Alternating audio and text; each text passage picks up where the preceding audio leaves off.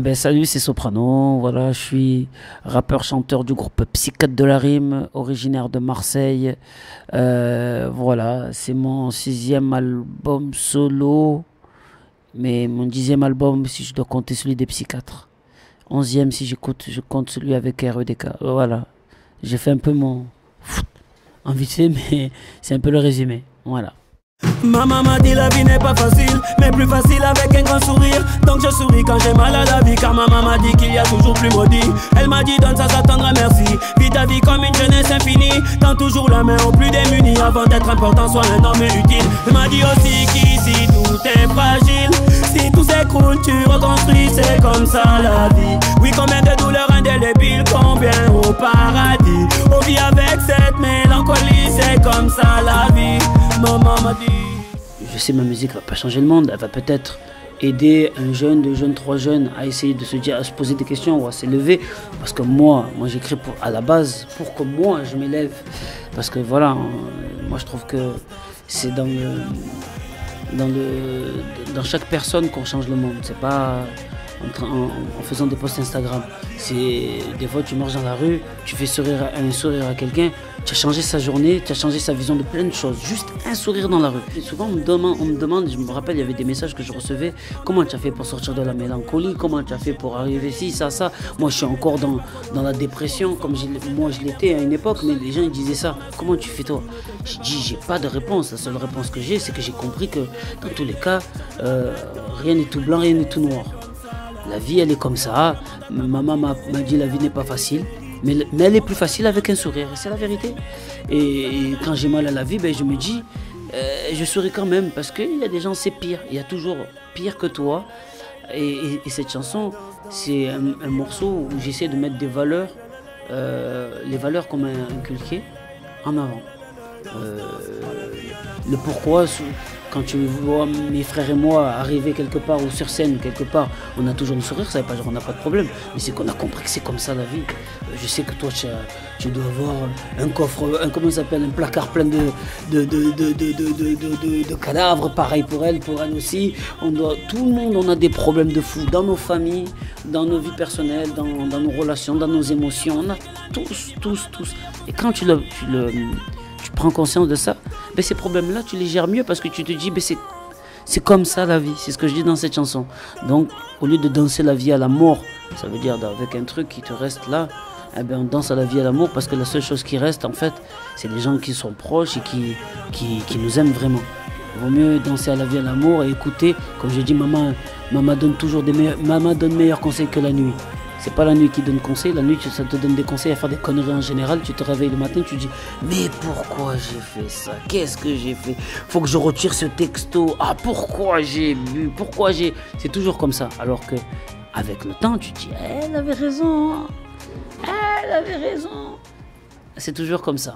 Je suis toujours resté le même, je suis toujours resté le même. Je suis toujours resté franc, oui comme ma première ça sème. 20 ans au-dessus de la mêlée, je ne sais pas m'arrêter, je sais que... On parle aussi, je me suis mis dans la peau d'un enfant malade qui parle à sa mère dans Miracle, qui lui dit qui la console.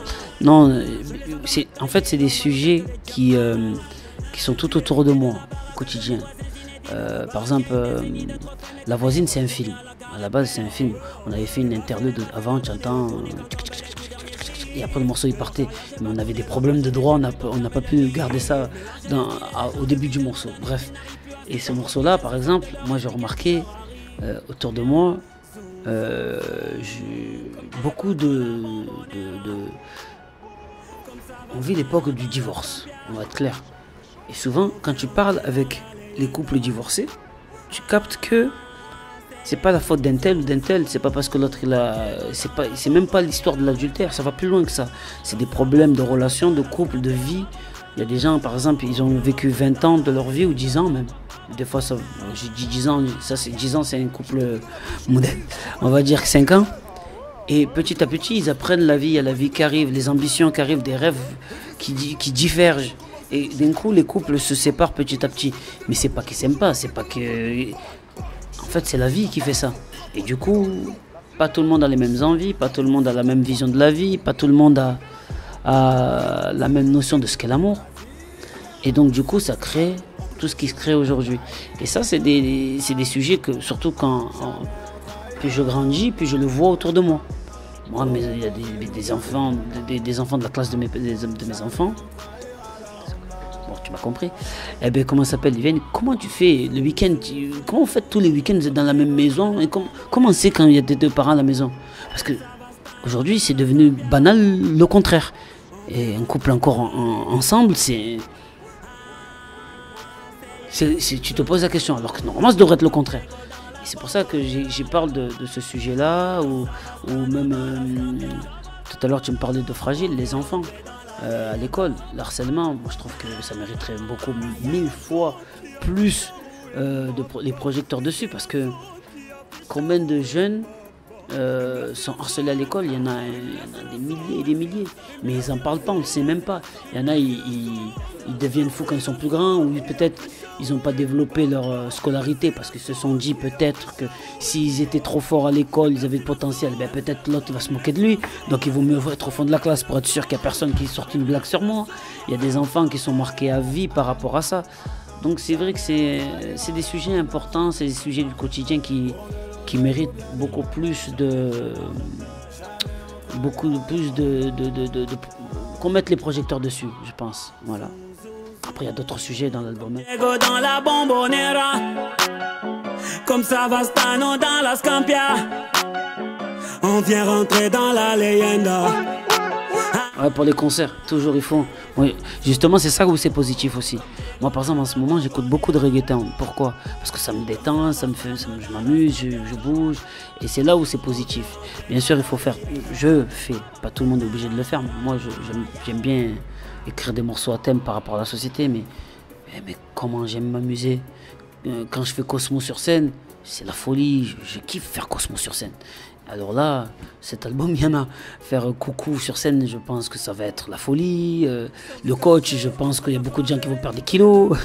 Tu vois, et c'est des morceaux qui sont dans le quotidien de tout le monde. Parce que quand j'ai écrit le coach au début, je voulais faire un morceau club qu'on puisse en concert sauter, tous comme ça. Je me suis dit, mais en fait, c'est un morceau que les gens peuvent le chanter dans la salle de sport.